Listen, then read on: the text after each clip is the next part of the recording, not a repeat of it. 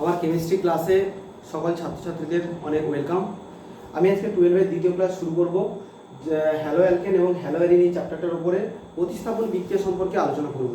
এখানে hello alkane এবং hello arene চ্যাপ্টারটা প্রতিস্থাপন বিক্রিয়াটা খুবই গুরুত্বপূর্ণ, কারণ হ্যালো অ্যালকেনগুলো প্রতিস্থাপন বিক্রিয়ায় অংশগ্রহণ করে। আমি প্রতিস্থাপন বিক্রিয়া মানে আমরা কি জানি যে প্রতিস্থাপন বিক্রিয়া হচ্ছে একটা গ্রুপ প্রবেশ করবে, অন্য একটা গ্রুপ বেরিয়ে যাবে, এটাই কিন্তু প্রতিস্থাপনের মানে।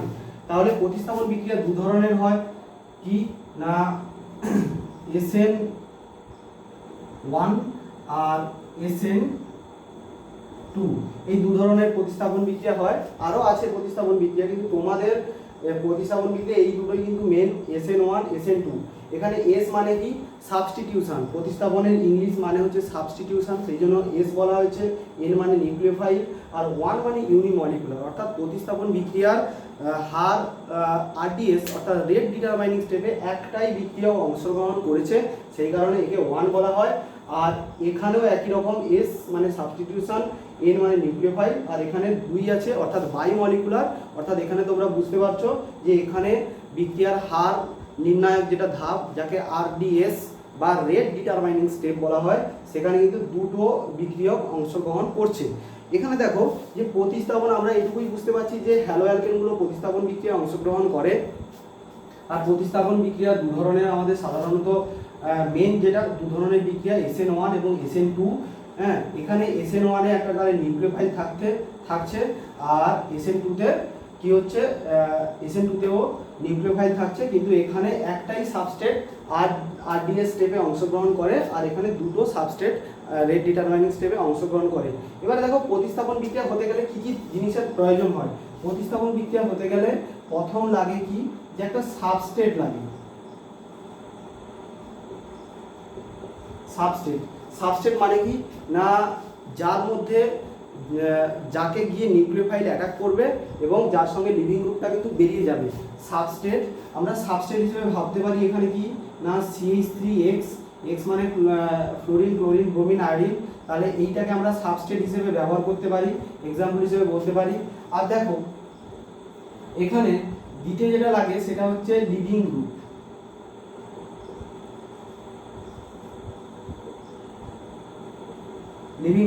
লিভিং গ্রুপ কি, লিভিং গ্রুপ মানে কি, যে গ্রুপটা হচ্ছে সাবস্ট্রেট থেকে বেরিয়ে যাচ্ছে রিঅ্যাকশনের পরে, যে গ্রুপটা সাবস্ট্রেট থেকে বেরিয়ে যাচ্ছে সেটাই হচ্ছে লিভিং গ্রুপ।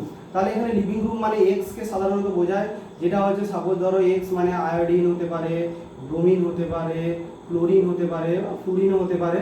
হ্যাঁ, তাহলে এই চারটা হতে পারে, অর্থাৎ সাবস্ট্রেট আর লিভিং গ্রুপ সম্পর্কে আমরা জানলাম। এবারে দেখো 3 নম্বর যেটা প্রয়োজন হয় সেটা হচ্ছে নিউক্লিওফাইল।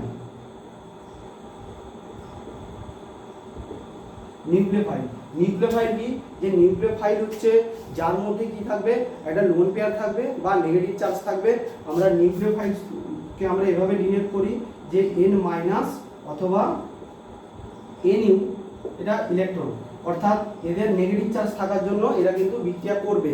তাহলে এখানে প্রথমে প্রশ্ন আসছে যে এখানে কার্বন সেন্টারে নেগেটিভ চার্জ কিভাবে গিয়ে রিঅ্যাকশন করবে। আমরা দেখো CX এর যদি আমরা স্ট্রাকচারটা যদি দেখি, এখানে যদি CH3 অর্থাৎ এটা H, তাহলে এখানে কি হয় যে ইলেকট্রোনেগেটিভ অ্যাটম X থাকার জন্য এই কি করে, যে এই যে CX বন্ধন আছে, এই CX বন্ধনের ইলেকট্রনটাকে নিজের দিকে টেনে নেয়, সেই কারণে এটা ডেল মাইনাস হয়ে যায় আর এটা ডেল প্লাস হয়ে যায়। তাহলে যখনই রাসায়নিক বিক্রিয়া ঘটছে, তাহলে নিউক্লিওফাইল কোথায় গিয়ে অ্যাটাক করবে, নিউক্লিওফাইল যেহেতু মাইনাস চার্জ বা লোন পেয়ার অফ ইলেকট্রন আছে, তাহলে ওদেরও নেগেটিভ চার্জের নেচার আছে, তাহলে ও অবশ্যই গিয়ে পজিটিভ যে সেন্টারটা আছে সেখানে গিয়ে অ্যাটাক করবে। নেগেটিভকে কেন অ্যাটাক করতে পারবে না, এক্সে গিয়ে কেন অ্যাটাক করতে পারবে না, কারণ এক্স যেহেতু পার্সিয়ালি নেগেটিভ চার্জ হয়ে আছে, সেই কারণে নেগেটিভ চার্জ আর নেগেটিভ চার্জের মধ্যে বিকর্ষণ হবে। সেই কারণে নিউক্লিওফাইল যদি রিঅ্যাকশানে যদি অ্যাটাক করে, এইখানে অ্যাটাক করবে, কিন্তু কখনো এই এক্সকে অ্যাটাক করতে পারবে না। ঠিক আছে, তাহলে এখানে নিউক্লিওফাইলের গুরুত্ব আছে, লিভিং গ্রুপ এবং সাবস্ট্রেট সকলেরই গুরুত্ব আছে। আর দেখো আর 4 নম্বর যেটা লাগে সেটা হচ্ছে সলভেন্টের এফেক্ট SN1 SN2 দুটোর উপরেই আছে, সেটা আমি পরে আলোচনা করছি। তাহলে আমরা নিউক্লিওফাইলের যদি এক্সাম্পল হিসেবে যদি ধরি, আমরা তো নিউক্লিওফাইলকে এভাবে ডিনোট করি, কিন্তু নিউক্লিওফাইল কি হতে পারে, যেমন নিউক্লিওফাইল অনেক রকমের হতে পারে। নিউক্লিওফাইল আমি উদাহরণ হিসেবে বলতে পারি OH মাইনাস বা জল। তোমরা জল সম্পর্কে সবাই জানো, জলের মধ্যে কি আছে না অক্সিজেনের লোন পেয়ার আছে, তাহলে ওয়াটারের অক্সিজেনের লোন পেয়ার দিয়ে ও নিউক্লিওফাইল হিসেবে কাজ করতে পারে OH মাইনাস। তাছাড়া আমি F minus, Cl minus, Br minus, I minus এগুলো নিউক্লিওফাইল হিসেবে কাজ করে। তাছাড়াও আরও কিছু নিউক্লিওফাইল আছে যেমন Cl মাইনাস। Cl মাইনাস আবার স্পেশাল টাইপের একটা নিউক্লিওফাইল, যেটা কিনা যাকে কি অ্যাম্বিডেন্ট নিউক্লিওফাইল বলা হয়। অ্যাম্বিডেন্ট নিউক্লিওফাইল মানে কি না যে হচ্ছে তার দুটো সেন্টার দিয়ে অ্যাটাক করতে পারে, অর্থাৎ কি না সে কার্বন সেন্টার দ্বারাও অ্যাটাক করতে পারে,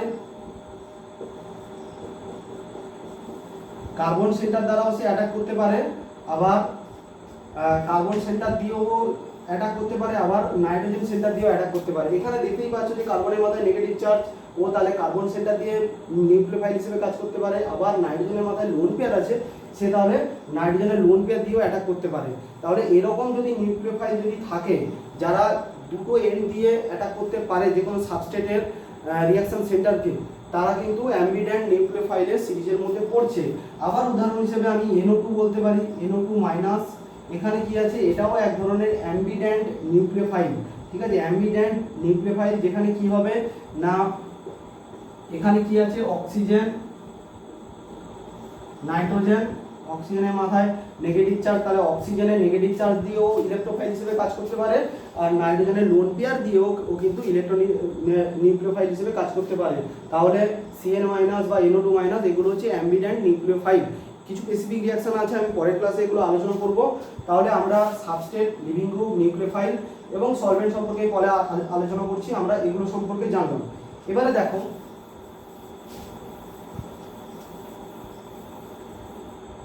এবারে আমি প্রথমে শুরু করতে চলেছি যে SN2 বিক্রিয়া কি। আমরা এটা বায়োমলিকুলার বিক্রিয়া, তাহলে বুঝতে পারছি যে বিক্রিয়ার রেট ডিটারমাইনিং স্টেপে কিন্তু দুটো সাবস্ট্রেট অংশগ্রহণ করবে। আমি উদাহরণ হিসেবে যদি ধরি,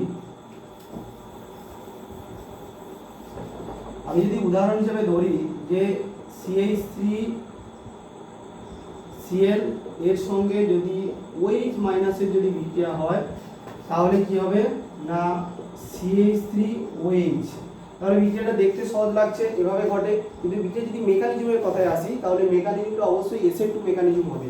SN2 মেকানিজম, তাহলে মেকানিজম কিভাবে হয়,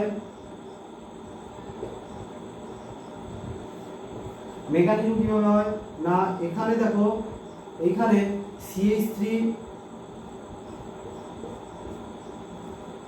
CH3Cl আর এগুলো সব হাইড্রোজেন। তাহলে প্রথমে কি করবে না এইখানে OH মাইনাস অ্যাটাক করবে। আমি আগেই বলেছি যে Cl এ OH মাইনাস অ্যাটাক করতে পারবে না, কার্বনে করবে, কারণ এখানে ডেল প্লাস আর এটা ডেল মাইনাস হয়ে আছে। যেহেতু এর মাথায় পার্সিয়ালি পজিটিভ চার্জ হয়ে আছে, তাহলে OH মাইনাসটা কিন্তু পজিটিভ চার্জ যুক্ত সেন্টারে কিন্তু গিয়ে অ্যাটাক করবে। তাহলে দেখো এখানে কি হচ্ছে না হওয়ার পরে এখানে একটা পার্সিয়াল ক্লোরিন, যে ডেল মাইনাস আর এটা ডেল প্লাস,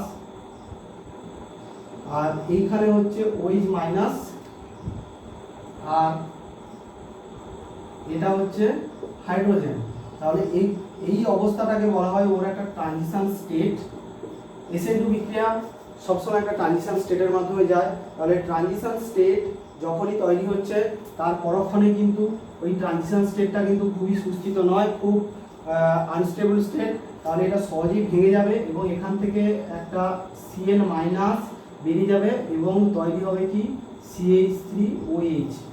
তাহলে এইটা হচ্ছে মেকানিজম। এই মেকানিজমের ক্ষেত্রে এর প্রথম যে স্টেপে OH মাইনাস এখানে ব্যাক সাইডে অ্যাটাক করলো, এই স্টেপটাই হচ্ছে স্লো স্টেপ, যাকে বলা হয় RDS অর্থাৎ rate determining step.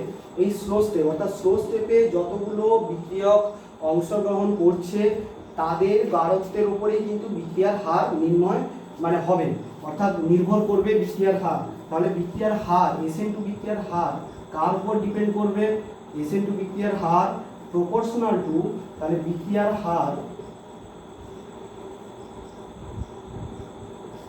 Her proportional to CH3x এর গাঢ়ত্ব অর্থাৎ সাবস্ট্রেটের গাঢ়ত্ব এবং নিউক্লিওফাইলের গাঢ়ত্ব।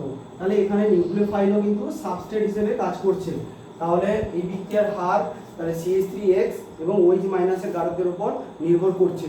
মানে কি না OH মাইনাসের গাঢ়ত্ব যদি বাড়ানো হয় বিক্রিয়ার হার বাড়বে, বা CH3X এর যদি গাঢ়ত্ব যদি বাড়ানো হয় তাহলে বিক্রিয়ার হার বাড়বে, আবার যদি কমানো হয় বিক্রিয়ার হার কমবে।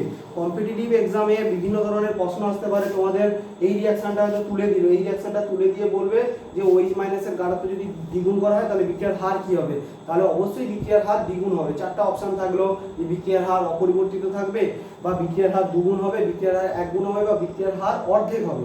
তাহলে এখানে যদি OH মাইনাসের গাঢ়ত্ব দ্বিগুণ করা হয় তাহলে অবশ্যই বিক্রিয়ার হার দ্বিগুণ হবে। বা এই বিক্রিয়ার হারটা নিয়েও প্রশ্ন হতে পারে যে সাবস্ট্রেটের গাঢ়ত্বের উপর আর এর গাঢ়ত্বের উপর নির্ভর করে কিনা, চারটা অপশন থাকবে, তোমাদের সেভাবেই করতে হবে।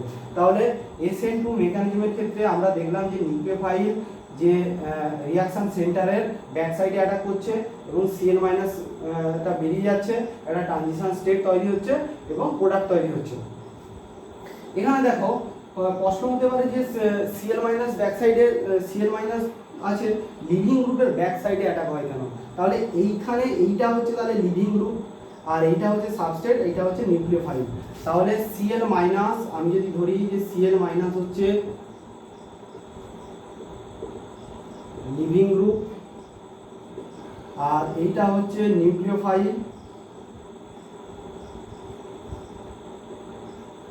আর এইটাকে বলা হয় সাবস্ট্রেট।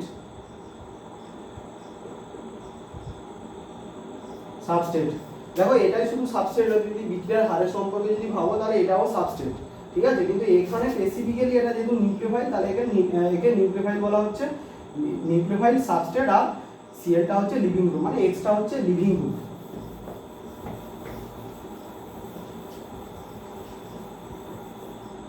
তাহলে দেখো SN2 বিক্রিয়ার ব্যাক সাইড অ্যাটাক হয় কেন? যে SN2 বিক্রিয়ার ক্ষেত্রে দেখো যে ট্রানজিশন স্টেটটা যে তৈরি হচ্ছে, সেই ট্রানজিশন স্টেটে কার্বনটা কিন্তু sp2 হাইব্রিডাইজড হয়ে আছে।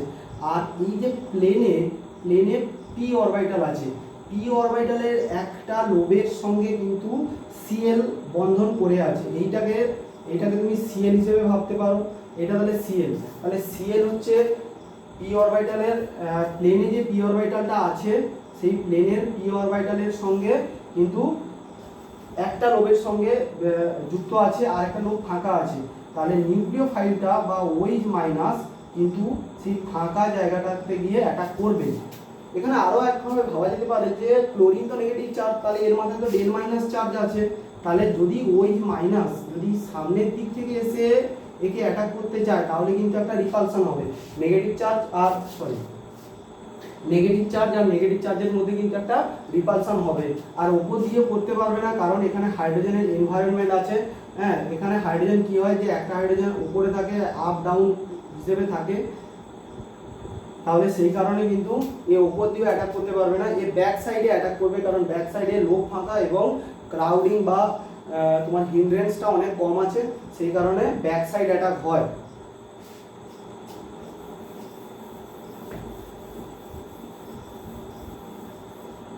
এখানে যদি আমি X এর কথা যদি ভাবি তাহলে সবচেয়ে ভালো লিভিং গ্রুপ বা কার ক্ষেত্রে সবচেয়ে বেশি SN2 হবে, আমরা তো এটুকুই জানতে পেরেছি যে CH3X এরা হচ্ছে SN2 বিক্রিয়ায় অংশগ্রহণ করে। তাহলে SN2 বিক্রিয়ায় যদি অংশগ্রহণ করে সবচেয়ে বেশি কে করবে না, যেটা গুড লিভিং গ্রুপ সে সবচেয়ে সহজে রিঅ্যাকশন করবে। অর্থাৎ কি, আমরা যদি ফ্লুরিন F- Cl- সরি এটা না লিখে আমি যদি ফ্লুরিন, ক্লোরিন, ব্রোমিন আর আয়োডিনের কথা ভাবি, আয়োডিন কিন্তু সহজে বেরিয়ে যাবে। আয়োডিন কেন সহজে বেরোবে না, দেখো কার্বন আর আয়োডিনের যে বন্ডটা অনেক বেশি দুর্বল বন্ধন, কারণ কি না আয়োডিনের সাইজটা অনেক বড় আর কার্বনের সাইজটা অনেক কিন্তু ছোট, সেই কারণে কি হচ্ছে না এই বন্ধনটা অনেক দুর্বল বন্ধন, এটা সহজে বেরিয়ে যাবে। তাছাড়া I- good living group, good nucleophile হিসেবেও কাজ করে। এবারে দেখো তোমাদের আমি যেটা এবারে বলতে চাই যে তাহলে এদের অর্ডারটা কি হবে না, সবচেয়ে বেশি SN2 বিক্রিয়ার হার কি হবে না, CH3I সবচেয়ে বেশি রিঅ্যাকশন করবে, CH3Br, তারপরে CH3Cl, তারপরে CH3F। তাহলে এটাই হচ্ছে SN2 বিক্রিয়া ক্রম।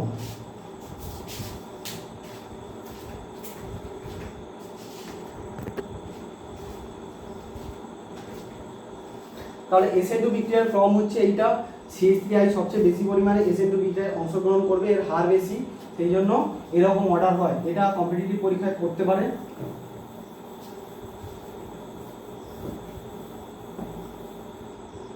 এবারে আসছি যে SN1 বিক্রিয়া কি। SN1 এর মধ্যে বুঝতে পারছো ইউনিমলিকুলার রিঅ্যাকশন, অর্থাৎ রেট ডিটারমাইনিং স্টেপে একটাই বিক্রিয়া অংশগ্রহণ করবে। সেই কারণে কি হচ্ছে না এটাকে ইউনিমলিকুলার বলা হয়। আমি এক্সাম্পল হিসেবে যদি ধরি যে CH3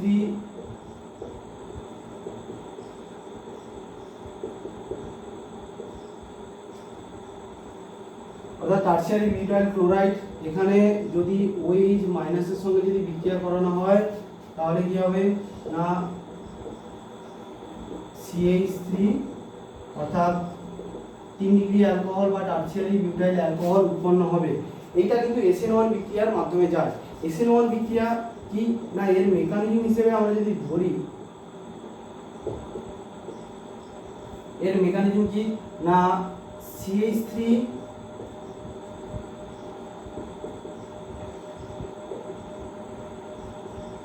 CH3Cl এর ক্ষেত্রে এখানে কার্বন ক্লোরিন বন্ধনটা অনেক বেশি দুর্বল বন্ধন, তাহলে এই বন্ধনটা সহজেই কিন্তু ভেঙে যাবে। ভেঙে গিয়ে কি তৈরি করবে, একটা Cl- বেরিয়ে যাবে এবং একটা সুস্থিত কার্বোক্যাটায়ন তৈরি করবে।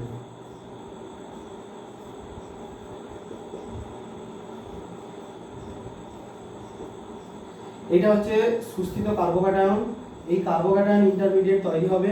এই কার্বোক্যাটায়ন তৈরি হওয়ার পরে কি হবে, যে পরক্ষণে কি হবে যে OH মাইনাস অ্যাটাক করবে এবং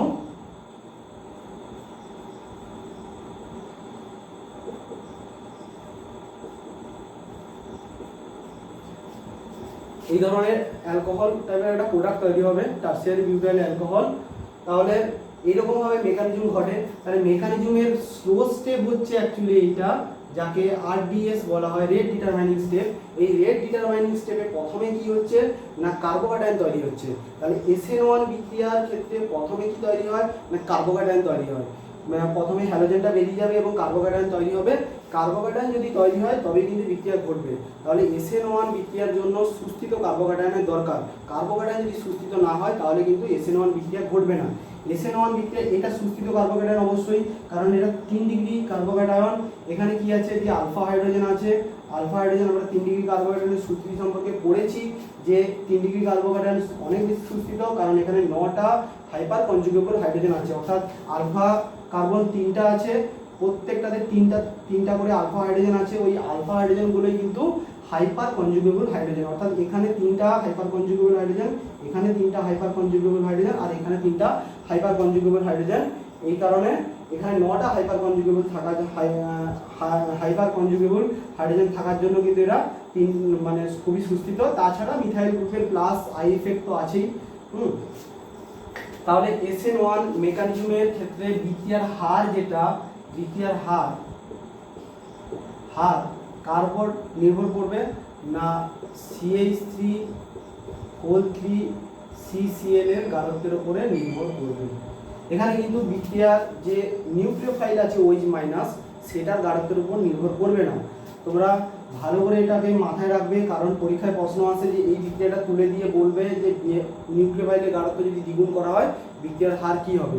বিক্রিয়ার হার কিন্তু অবশ্যই অপরিবর্তিত থাকবে, কারণ হচ্ছে যে RDS এ কিন্তু নিউক্লিওফাইল অংশগ্রহণ করে না। RDS এ শুধুমাত্র সাবস্ট্রেট থাকে যে কিনা ভেঙে গিয়ে কিন্তু কার্বোক্যাটায়ন সৃষ্টি করে। কার্বোক্যাটায়ন সৃষ্টি হওয়ার পরে OH মাইনাস গিয়ে অ্যাটাক করে, তারপরে এখানে প্রোডাক্ট তৈরি করে। তাহলে রেট ডিটারমাইনিং স্টেপে কিন্তু সাবস্ট্রেট থাকে, সেই জন্য এর হারটা সাবস্ট্রেটের গাঢ়ত্বের উপর কিন্তু নির্ভর করছে। এই গেল তোমার SN1 মেকানিজম।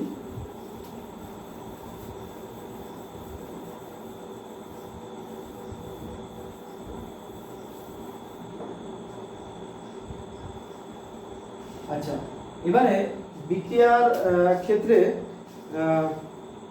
আমি যদি বলি যে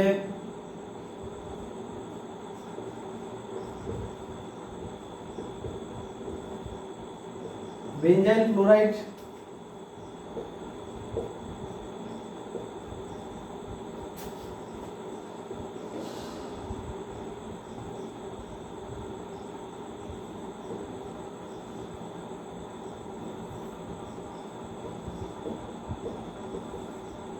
বেঞ্জাইল ক্লোরাইড বা এই কম্পাউন্ডের ক্ষেত্রে কি হবে না, বেঞ্জাইল ক্লোরাইড সাধারণত কি করে না স্টেবল কার্বোক্যাটায়ন তৈরি করে।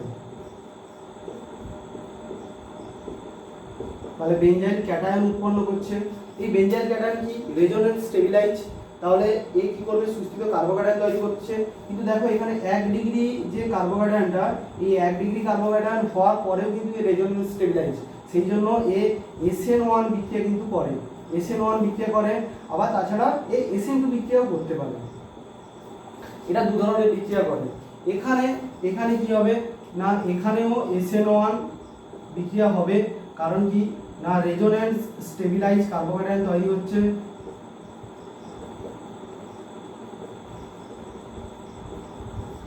রেজোনেন্স স্টেবিলাইজ এখানে পাই ইলেকট্রন আছে, এখানে আসবে, রেজোনেন্স স্টেবিলিটি দেবে, SN1 হবে। তাছাড়া এখানে সামান্য পরিমাণে SN2ও হতে পারে। ঠিক আছে, দু ধরনের বিক্রিয়া করে, তোমরা এগুলো নোট ডাউন করে নাও।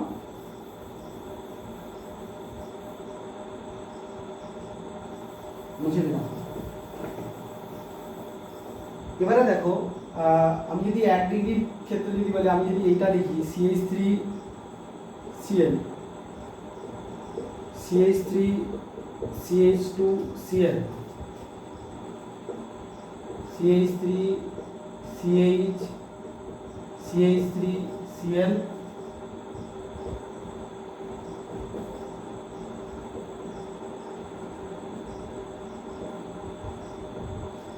এরকম যদি চারটা যদি লেখা হয়, তাহলে এদের SN2 বিক্রিয়া অর্ডার বা SN1 বিক্রিয়ার অর্ডার কিরকম হবে?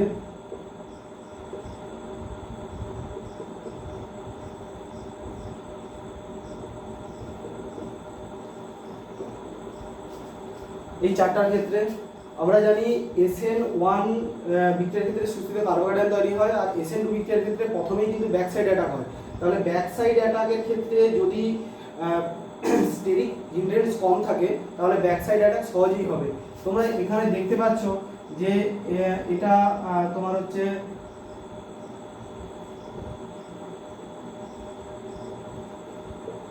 মিথাইল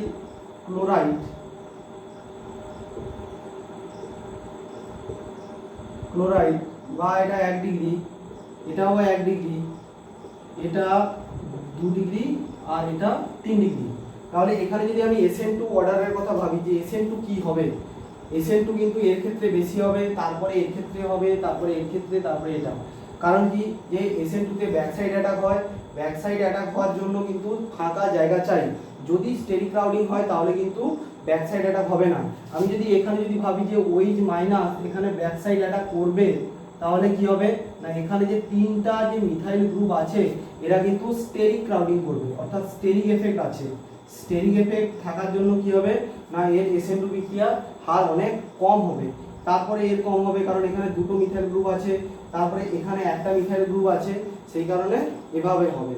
দেখো এখানে যদি আমি লিখেছি কি না OH মাইনাসটা এই কার্বনে এসে লাগছে, এই কার্বনগুলোতে কেন এসে লাগছে না, কারণ দেখো এই কার্বনের ডেল প্লাস চার্জ সবচেয়ে বেশি, এই কার্বনেও ডেল প্লাস চার্জ সবচেয়ে বেশি, এখানে ডেল প্লাস কম। তাহলে যেখানে যে কার্বনে ডেল প্লাস সবচেয়ে বেশি থাকবে সেইখানে গিয়ে কিন্তু OH গিয়ে অ্যাটাক করবে SN2 বিক্রিয়ার ক্ষেত্রে। তাহলে SN2 আমি যদি অর্ডার যদি আমি দেখি যে এইটার সবচেয়ে বেশি হবে, মানে আমি যখন এদিক থেকে যখন যাব এদিকে, তাহলে বিক্রিয়ার হার কিন্তু মানে SN2 হার কমবে। তাহলে দেখো তাহলে SN2 বিক্রিয়ার ক্ষেত্রে এর সবচেয়ে বেশি হবে, তারপরে এর হবে, তারপরে এর, অর্থাৎ মিথাইল ক্লোরাইডের SN2 সবচেয়ে বেশি, SN2 সবচেয়ে বেশি হবে, তারপরে এটা, তারপরে এটা, তারপরে এটা, এভাবে কিন্তু SN2 বিক্রিয়ার ক্রম হয়।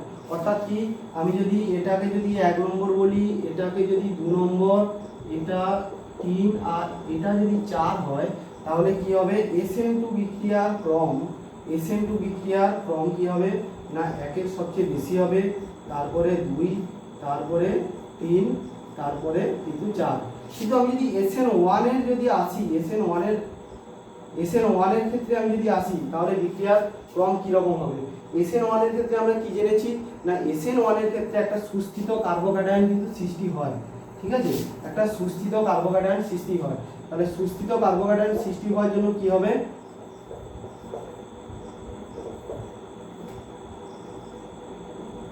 সুস্থিত কার্বোক্যাটায়ন কে বেশি সৃষ্টি করবে না, এটা 3 ডিগ্রি সবচেয়ে বেশি সুস্থিত কার্বোক্যাটায়ন সৃষ্টি করবে, তারপরে 2 ডিগ্রি, তারপরে কিন্তু 1 ডিগ্রি। তাহলে SN1 এর ক্ষেত্রে 1 ডিগ্রি থেকে 3 ডিগ্রি বেশি সুস্থিত কার্বোক্যাটায়ন সৃষ্টি করবে।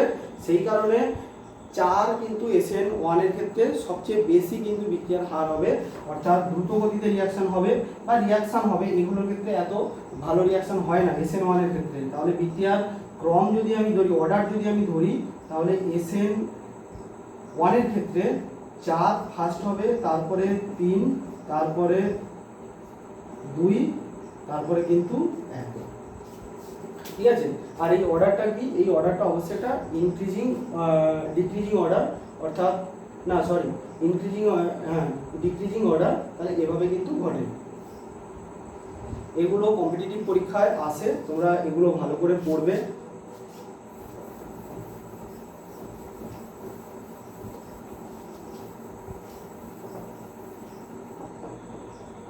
এবারে দেখো SN1 বা SN2 কোন কোন ফ্যাক্টরের উপর নির্ভর করবে? প্রথম যেটা হচ্ছে না, সাবস্ট্রেটের উপরে নির্ভর করবে, সাবস্ট্রেটের গাঢ়ত্ব বা সাবস্ট্রেটের কনসেন্ট্রেশন।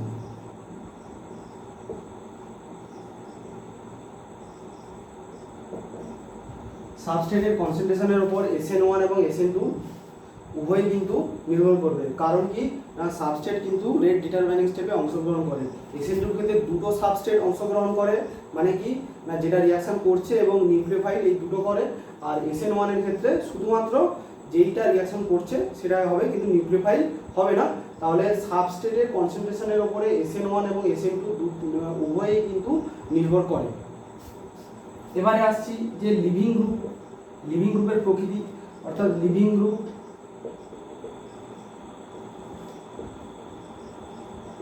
তাহলে এখানে SN1 এবং SN2 উভয়ই কিন্তু নির্ভর করে। লিভিং গ্রুপের প্রকৃতির উপর কিভাবে নির্ভর করবে? দেখো, লিভিং গ্রুপের প্রকৃতির উপর SN1 এবং SN2 উভয়ই কিন্তু নির্ভরশীল। কারণ কি না, লিভিং গ্রুপ SN2 ক্ষেত্রে কি হয় যে ব্যাক সাইড অ্যাটাক হলে লিভিং গ্রুপ বেরিয়ে যায়। তাহলে যদি ভালো লিভিং গ্রুপ হয় তাহলে SN2 বিক্রিয়ার হার অনেক বেশি হবে, যদি খারাপ লিভিং গ্রুপ হয় তাহলে SN2 বিক্রিয়ার হার অনেক কম হবে। আর SN1 এর ক্ষেত্রেও কি যে লিভিং গ্রুপটা বেরিয়ে যাওয়ার পরে কার্বোক্যাটায়ন সৃষ্টি হচ্ছে,